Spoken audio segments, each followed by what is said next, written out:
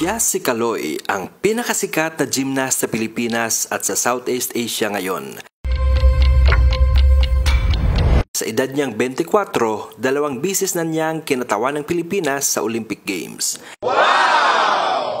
Si Kaloy o Carlos Yolo ay ipinanganak noong February 16, 2000 sa Maynila sa isang middle class na pamilya. Mula sa murang edad, nagpakita si Kaloy ng malaking interes sa gymnastics. Ang kanilang pamilya ay nakatira malapit sa Rizal Memorial Stadium kung saan noong siya ay 5 taong gulang pa lamang ay ginugugol ang buong hapon sa panunood ng pagsasanay ng mga nangungunang gymnast sa Pilipinas. Si Kaloy at ang kanyang mga kaibigan ay madalas na naglalaro ng acrobatics sa Paraiso ng Batang Maynila, isang palaruan na malapit sa Manila Zoo.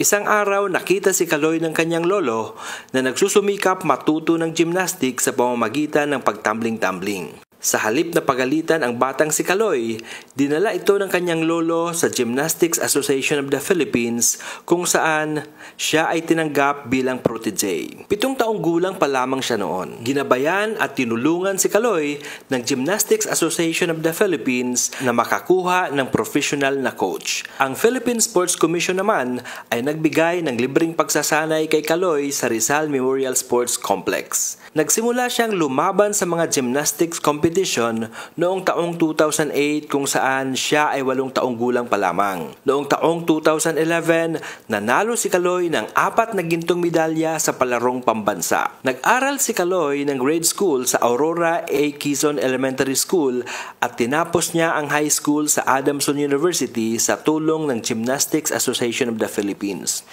Noong taong 2016, nagpadala ang Japan ng isa sa pinakamahusay nilang gymnastics coach dito sa Pilipinas para sanayin ang mga Filipino gymnast bilang kanilang act of goodwill. Ang coach na iyon ay si Munihiro Kogimiya. Noong panahong iyon, tinanong ng Gymnastics Association of the Philippines si Kaloy kung handa siyang magsanay kasama si Kogimiya sa loob ng 3 taon sa bansang Japan, kung saan mapagpakumbabang sumagot si Kaloy na kailangan niyang tanungin ang kanyang nanay. Ang nooy 16 na taong gulang na si Kaloy ay pumayag na magsanay sa Japan sa loob ng 3 taon, kung saan siya ay sumailalim sa mahigpit na trabaho at ehersisyo. Sa kabila ng kanyang pagsasanay, hindi huminto sa pag-aaral si Kaloy. Nag-aral siya sa TQ University kung saan siya ay kumuha ng literature.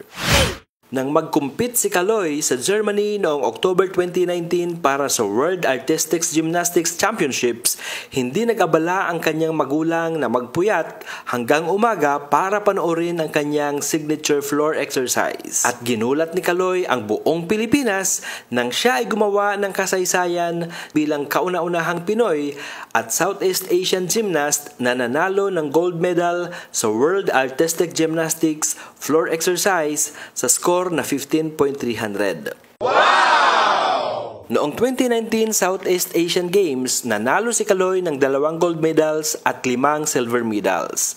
Noong 2020 Tokyo Olympics naman, bagamat hindi nag-uwi ng medalya, umabot si Kaloy sa finals ng iba't ibang aparatos. Nang ginanap ang 2021 World Artistic Gymnastics, naiuwi ni Kaloy ang gold medal para sa vault at silver medal naman para sa parallel bars. Noong taong 2022, muling sumabak si Kaloy sa Southeast Asian Games kung saan nag-uwi siya ng 5 gold medals para sa floor exercise, vault, parallel bars, horizontal bars at all around.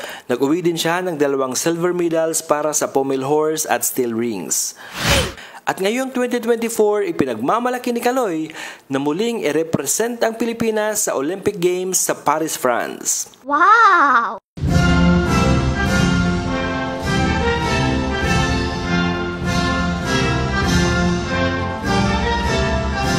Sa dami ng naibigay na karangalan ni Kaloy Yolo sa Pilipinas, ano sa tingin mo ang nararapat na gantimpala ng pamahalaan para sa mga katulad niyang atleta?